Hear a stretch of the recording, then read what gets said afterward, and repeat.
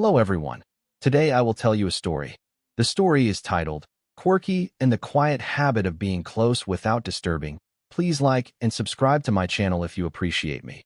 You can skip this if you don't and like this video. Thank you very much. The story begins as follows. Quirky had a special talent. Not the kind that made people clap or laugh out loud. Not the kind that went viral on the internet. Quirky's talent was quieter than that. He knew how to stay close without ever getting in the way.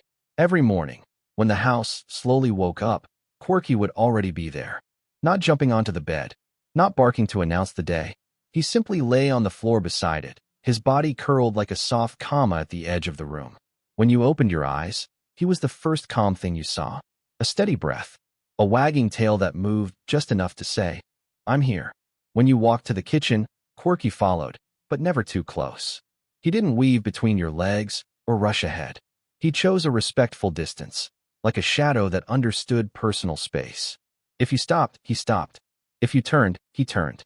And if you were busy, he quietly sat down and waited. Quirky didn't demand affection. He allowed it. Sometimes you'd forget he was there. Then you'd turn around and notice him sitting patiently, ears relaxed, eyes soft, watching you as if nothing in the world mattered more than simply being nearby. No pressure, no noise, just presence. In the afternoons, when the house became quiet and time slowed down, Quirky found his favorite spot, not on your lap, not blocking your work.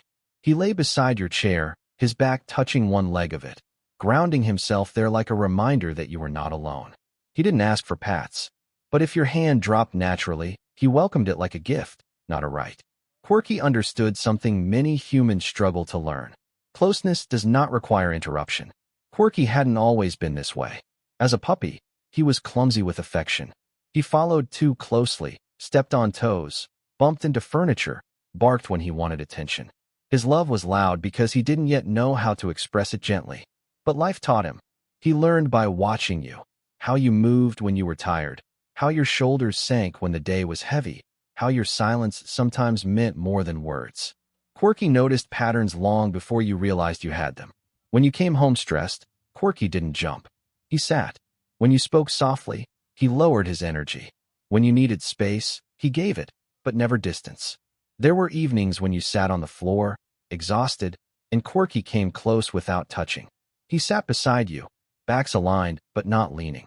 Two beings sharing the same tired moment. Sometimes that was all you needed. He learned that love doesn't always look like excitement. Sometimes love looks like restraint. On rainy days, when the world outside felt too loud, Quirky lay near the window while you worked, his head resting on his paws. Every now and then, he glanced back at you, checking in, making sure you were okay.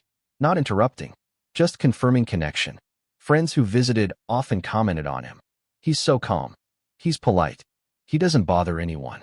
But you knew better. Quirky wasn't distant. He was deeply present. He listened to moods the way others listen to words. He respected boundaries without being told. And in doing so, he created a space where comfort felt natural, not forced. Quirky taught you that love could be quiet and still be strong. Quirky's habit of staying close without disturbing slowly changed the way you lived. You began to notice how rare that kind of presence was, not only in animals, but in people too.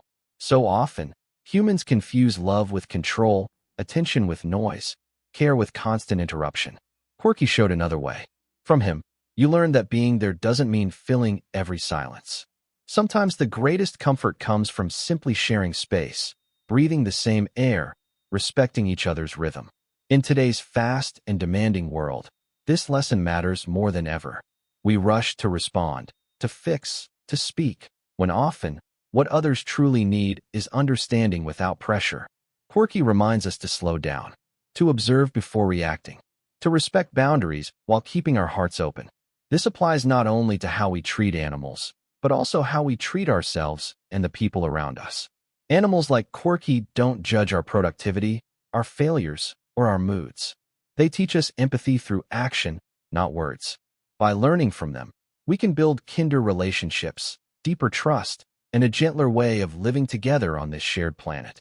Sometimes, love is simply staying close and knowing when that is enough.